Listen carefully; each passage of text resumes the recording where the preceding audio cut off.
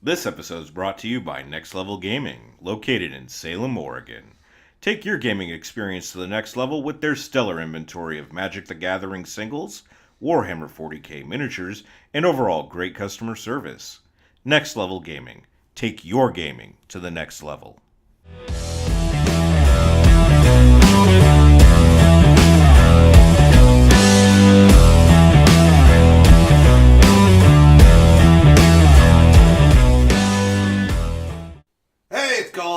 And this is Jeff. Welcome on into another episode of the Tryhard Academy Podcast, where it's always better to get good rather than get wrecked.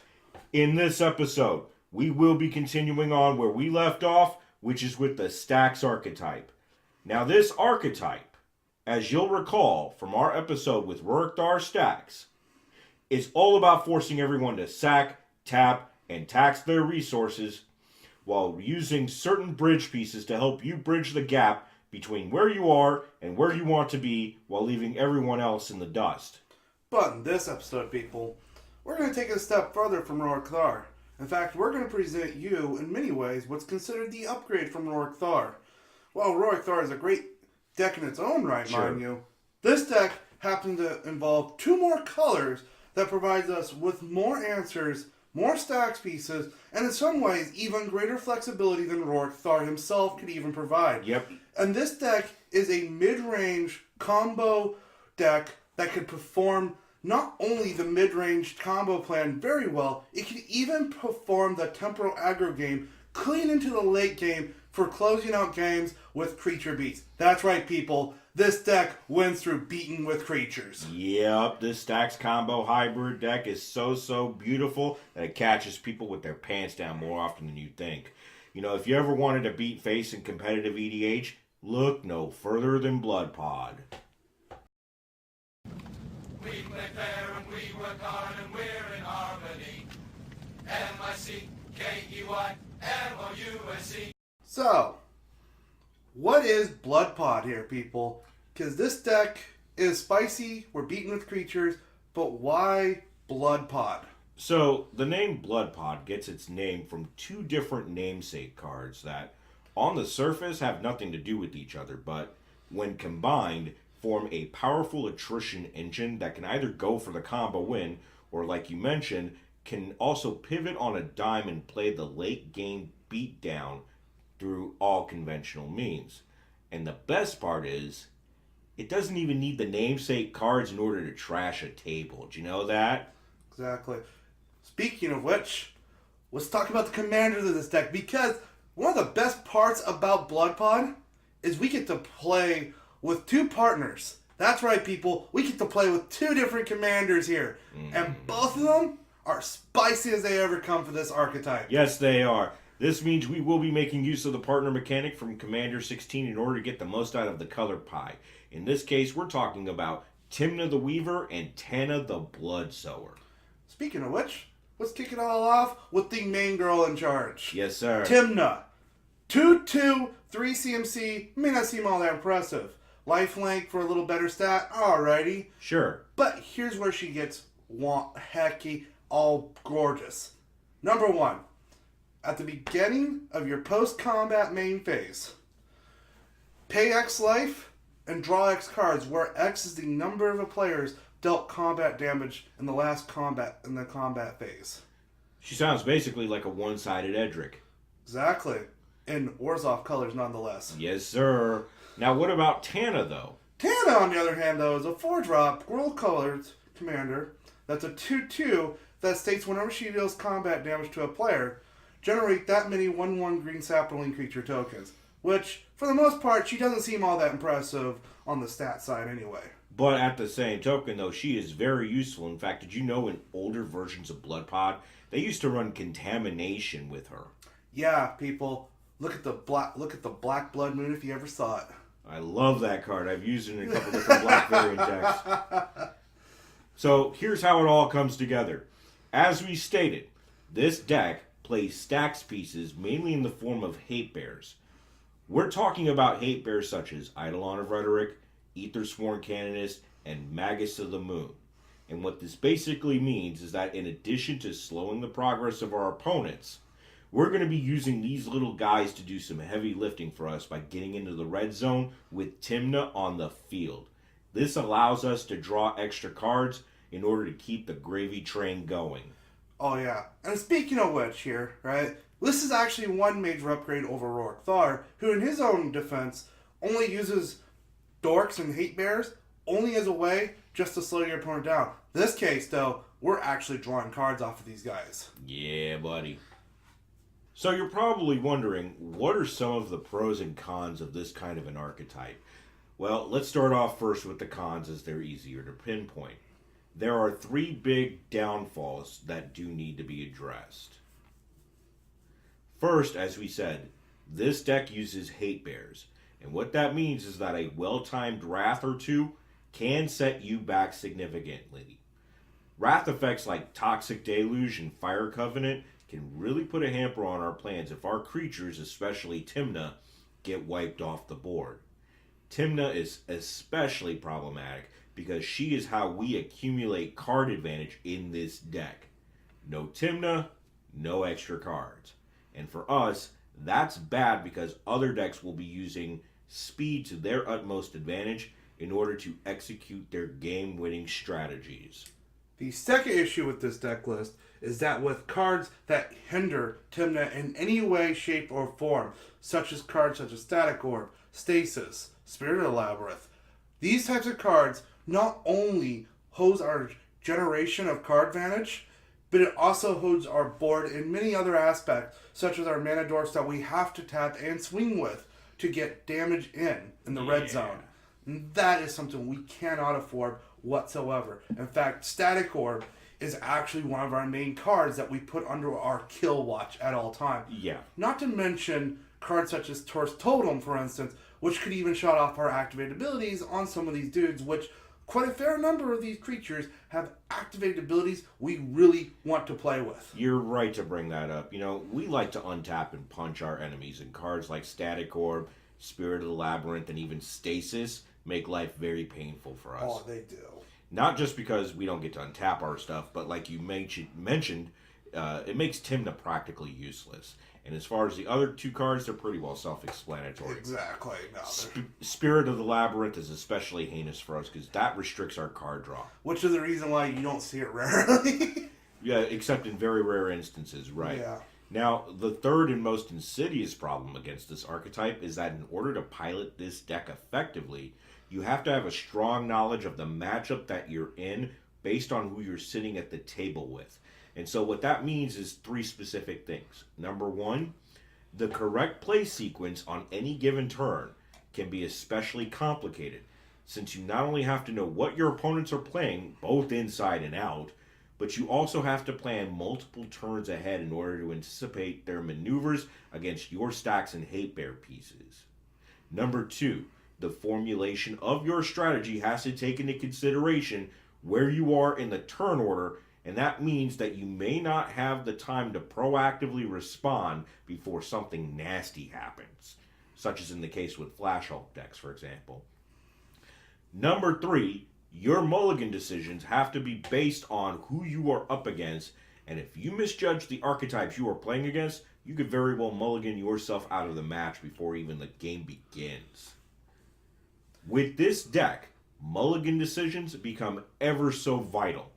If you're up against a fast storm deck, for example, you have to be willing to mulligan to an otherwise good hand in order to mulligan into a hate piece like a Rule of Law or a Null Rod in order to keep yourself in the game. Remember, your ultimate goal as a stacks pilot is to make it into the late game where you can dominate. You cannot race fast combo decks. Don't even try to do that. And more importantly, you cannot out-attrition a mid-range deck without a way to mitigate your losses along the way. And especially with this type of archetype, which most people, I've seen enough play of going on with this archetype in general, most people forget the emphasis on proactive cards. Stacks pieces are proactive cards. You got to play them before stuff happens. It's basically control through proactive means, which is hilarious. Control through attrition. Exactly. And this type of deck does not play well on the normal axis as some of the other decks you see running around. Yeah, no two stacks decks are ever the same. Exactly. Now that we've actually gotten some of the glaring issues out of the way, let's actually talk about the real reasons why this deck is so good. Yeah, let's talk about the pros of this deck. In addition to its Hate Bear suite, which is plentiful in its own right, this deck runs an armada of all-purpose hate and stacks pieces ranging from No Rod and Stony Silence to Blood Moon and Magus of the Moon to Eidolon of Rhetoric and Rule of Law, along with a heavy helping of taxation effects like Trinosphere, the original Thalia, and Sphere of Resistance. Yeah, no, I remember when you love your 3 balls? I love 3-ball. It's great, especially in Vintage. Exactly. If you never play Vintage Shops, it's a treat. Not only can this deck lock the board early, but it can also play the hard stacks game without any issue at all. Along that same line, this deck also runs a high density of stacks-oriented threats, which ultimately will, more often than not, force your opponents to run out of early accessible answers before they get their footing. And this right here plays right into our game plan of attrition nicely.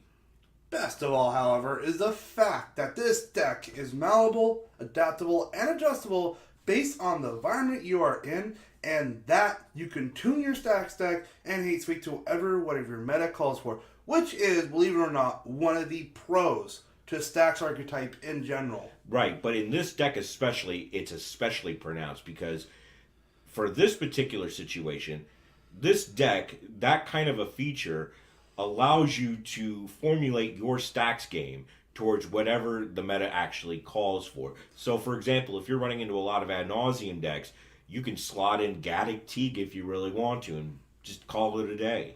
Yeah, or other options. Very much so. Was it Cruel Mentor? Harsh Mentor. Harsh actually. Mentor, there we go. Yeah, like we were talking about with some of our other deck techs, many cEDH decks are built in such a manner that they are geared towards one or two specific end goals, whereas this deck archetype is not boxed in. In fact, if you need more reactive answers, no problem. You need certain proactive hate pieces like Gaddock Teague, no problem there either. You're not allowed to play infinite combos where you're at? Who cares? This deck does not give 2 squirts of monkey piss. Yeah. Go ahead and swap out the infinite combo lines and play more hate bears and finishers like Grave Titan or Inferno Titan. You could run those in the deck like this. Oh yeah, good old Gravy Train and Inferno Train. Yeah. Yeah, no, that's, oh man. But it's like, we're like Billy Mays here. But wait, there's more! With proper building skills and meta knowledge, you can also build this deck in a very budget-friendly manner compared to especially other archetypes in competitive Commander. Did you know that this deck actually runs on its top end for about $1,700 to $1,800 fully built? I wouldn't doubt it. Did you also know that you can actually build this deck for as little as about $700 and still have it fully operate the way it's supposed to? Exactly, people. Besides, there are so many options we get to play with in these 4 colors as hate pieces are concerned and restrictions that we can build into. Because one of the big cards we do play is called a card called Blood Moon. And this beautiful little red enchantment just hoses tables. I love that card. Yeah, no, I've seen it played in Modern especially, and to a much, much lesser degree in Legacy. But the card itself does work.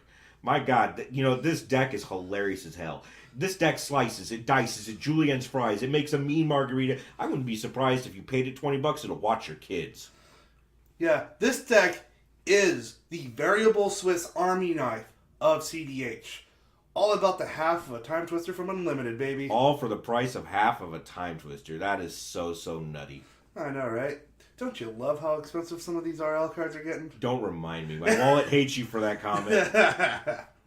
But before we get any further than what we've already talked about, let's look at the first 4 turns. What is our game plan? Competitive Commander matches are typically defined by its turn 4 relevancy proposition. What that means simply is that by turn 4, you're either relevant or you're dead. The way we become relevant by turn 4 is to establish a relevant board lock by this point in the game. And in that vein, our first primary objective is to play out hate pieces, which will slow down the fastest decks first. This is where knowledge of your matchup comes in. For example, if you suspect an opponent is a Storm variant deck, finding and resolving a Rule Law or a Null Rod will be necessary, as both these cards will A, both slow them down, and B, completely hose them. In some cases. And if you're feeling that you might be going against a Protein Hulk deck lurking around, finding and resolving a Grafdigger's Cage or Containment Priest is literally the best route you can go about to make sure that deck, the only thing it'll be doing over there is just sitting over there twiddling its thumbs. Exactly. In either case, we want to get past turn 4, where our chances of survival improve dramatically as time goes on. But in order to do that, we also must make certain mulligan decisions based in part on where we are at in the turn order and who we are up against. To do that, we ask ourselves 2 important questions when looking at our opening hand. Number 1, how quickly can we establish a strong board presence relative to the table? And number 2, how likely are we able to get our stacks pieces as well as our subsequent draw engine online based on who is sitting with us? If the answer is fuzzy, or you're not certain you'll be able to secure your position by turn 3, chances are you should ship the hand back to your deck, reshuffle, and get a new hand. Because I can tell you right now, if you are questioning your hand to do anything on the board, you should always get a new hand. Yep. Especially by turn 3, because that's typically where you want to be at. You want to be about a turn ahead of the pack. So, bearing that in mind, if you're not certain you're able to secure your position by about turn 3, chances are you should probably ship the hand back. Ideally, we want to start each game with about 2 to 3 lands, 1 to 2 pieces of mana acceleration, and 2 to 3 relevant pieces of interaction, stacks, or a mix of both based on where you're sitting. So with all that being said, let's talk about closing out the game. Our third and final objective is to move to our end goal, which is one of a few things. 1. Move toward a hand-lock situation involving Sire of Insanity while beating down with creatures like Sun Titan and Elish Norn Grand Cenobite. To augment this plan, we also have Tender Shoot Dryad to help do extra work for us by making Saproling tokens ever more relevant. Number 2, we also want to consider moving towards our Kiki Infinite combo lines through any number of means provided in this deck. To that end, we have Birthing Pod and Yisan the Wanderer Bard, as well as Survival of the Fittest as a backup. For our Kiki-Jiki targets, we typically have Felidar Guardian and Village Bellringer as our backup. Finally, we also have access to cards like Buried Alive and Reanimate, which will allow us to dump Kiki and the combo itself into our yard for quick reanimation. And with this method of approach, remember, the name of the game is redundancy. So now that we've been talked about some of the other ways we get around, let's actually talk about these Kiki combo lines which we have, which I'm going to say it right now, redundancy is one of the things that every cEDH deck should always have to victory. I agree. Let's first start off with the Buried Alive route. So, Buried Alive, when paired with a reanimation spell such as Animate Dead or Reanimate, can serve as a legitimate path to victory. In this case, what we will do is we will use Buried Alive, finding Kiki-Jiki, Village Bellringer, and Karmic Guide. The reanimation spell will target Karmic Guide. Karmic Guide will then reanimate Kiki. From here, Kiki will copy Karmic Guide, and then the Karmic Guide token will reanimate Village Bellringer. This will untap all of your creatures. Finally, from here, use Kiki to copy Village Bellringer for the kill. Survival of the Fittest, number 2 on this whole list. One of my favorite enchantments, personally. Yep. It's very similar to the Buried Alive route. In this case, though, we need a creature in hand first to kick this all off. What we do first, we pitch this creature. We either find Kiki or we find Village Bellringer. Doesn't really matter at this point. Yep. All we're doing is that we're pitching these 2 cards eventually, chain them into each other. And eventually, the last card we find off of this chain is Karmic Guide. Karmic Guide here is this very ultra cool creature. Because what he does is that what we do is on our turn, we cast Karmic Guide, play it, reanimate Kiki, tap Kiki, create a copy of Karmic Guide, reanimate the Bellringer, proceed to go ham on the table. Agreed. The next route we can take is with Yisan the Wanderer Bard, which is a Pseudo-Pod. Starting with just 2 verse counters, this card can Pseudo-Pod its way to victory by the following path. We verse into a 3-drop, which in this case will be Village Bellringer, and then Bellringer will untap Yisan. We then verse into a 4-drop, which in this case will be Felidar Guardian. Felidar Guardian will then blink Village Bellringer. When Bellringer re-enters, Bellringer will untap Yisan. Finally, we will verse into a 5-drop, which will be Kiki-Jiki. We then can proceed as above, as we said before, to the combo kill. And as for a 2-drop, you typically want to find Bloom Tender where possible, because Bloom Tender by itself will create typically 2 to 3 colors, and that should not cause us too much issue. You know, I don't know why, but you have this whole dedicated thing to Bloom Tender. What do you expect? I mean, they haven't reprinted Bloom Tender. I'm kind of irritated about that.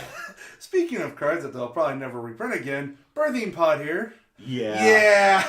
Let's talk about those Birthing Pod lines. Birthing Pod here is actually hilarious because this card, quite frankly, even though we're talking about it on the combo turn, this card literally is a utility all-star. Oh, yeah. Let me jump in on that one. You know, starting from 6 mana and 8 life with a 3-drop already on the field, did you know we can actually pod our way to victory? Yeah, no. Hell, we can even use our commanders as pod targets. That's exactly how we're going to do it. We can have Tymna on the field with pod, 6 mana and 8 life, and we can go ham from there. In fact, here's how you do it. We're going to first start off by paying 3 mana and 2 life for that pod. We're then going to pod away our 3-drop. In this case, we'll say Tymna. We'll pay 1 mana and 2 life, and we'll pod into Felidar Guardian, which is a 4-drop. Guardian will then blink pod. Pod will then go ahead and pod away Guardian for Karmic Guide, paying another mana and 2 life, which is a 5-drop. Here, Karmic Guide is going to reanimate Felidar Guardian. We will then have Guardian blink pod for a second time. Then, we pod away Guardian, paying 1 more mana and 2 life, for Kiki-Jiki. We then have Kiki-Jiki copy Karmic Guide, and have Karmic Guide reanimate Felidar Guardian. We're going to have the token itself reanimate Felidar Guardian more explicitly. This time, when it enters, we're going to have Felidar Guardian blink Kiki-Jiki. Kiki re-enters, this time untapped. From here, we will have Kiki infinitely copy Felidar Guardian, which each other token copy blinking Kiki-Jiki. That just sounds nasty in its own right. You remember Kiki combo in Standard? We're We're going to be doing our own version of Copycat here. Exactly. Now that we have kind of concluded up with the combo lines here, let's finally start going into the final conclusion, because this is an archetype that is very hard to explain for the most part, exactly, because the fact is that this deck is based on the meta you play at. Sure. You know, there's a couple final thoughts I think we should touch on. The first of which is that, on average, this deck is slower than most, in part because the archetype often carries along with it a fairly sizable amount of interaction, both of which is proactive and reactive in nature. And for that reason, you must be able to, and be willing to, play the long game in order to be able to succeed with this archetype. The second point that I also want to touch on, and I'm sure Cole will agree with me here, is that the deck tech provided here is meant to provide a rough sketch and skeleton of the archetype. Remember how we were talking about earlier, Cole, that no 2 stacks decks are the same? Exactly. Yeah, in this case, no 2 blood pod decks function the same way, because even though they may contain similar cards, it also, like you said, is based on the meta. And this is because stacks decks should be tuned to the meta that they exist in. So, for example, some blood pod lists may contain Blood Moon, and others might contain Choke, depending on how many 1 and 2 color blue decks especially are in the meta, especially if any of them are blue in nature. Likewise, some blood pod decks might also run Carpet of Flowers, whereas some might prefer the old school route and instead use Contamination in conjunction with token producers in order to maintain that Blood Moon style lockout, assuming that the meta is slow enough to where that can be afforded. It's also of interest to note that some blood pod decks don't run the Kiki-Combo package, and as such have swapped them out for more pieces of removal, tutoring, hate, stacks, and so forth in order to make up for this absence. And finally, remember that not all stacked cards are created equal. Yep. Some are more equal than others. And likewise, some are more detrimental to our game plan than others. Static Orb. I don't know how many people I've seen play Static Orb. That makes me sick. It's like, for this archetype, you can't play Static Orb. It hoses your deck. Smoke, for instance, hoses this deck. Yep. Cursed Totem hoses this deck. Spirit of the Labyrinth hoses this deck. That's one of the big things that you got to remember when you're building this archetype up. Remember that this type of deck archetype requires you to draw cards. And Notion Thief, Alms Collector, and some others will literally hose this whole archetype out. Yep. Tymna is our primary source of card advantage in this whole deck. And it's important to remember this when crafting your own version of Blood-Pod, so that you don't hamstring your own efforts, especially in the middle of the game. Because the last thing we want to do is drop a hate piece we can't work around. That's right. We were originally talking about bridge pieces, for example. Sometimes stacks decks are built in such a manner to where they don't need those bridge pieces because the deck is built in such a way that it is not hamstringed by those stacks pieces. And Cursed Totem, as good of a stacks piece as it is, will hamstring this deck pretty badly. Oh, exactly. So, with all that said, that's all the time that we have for this episode of the Tryhard Academy Podcast.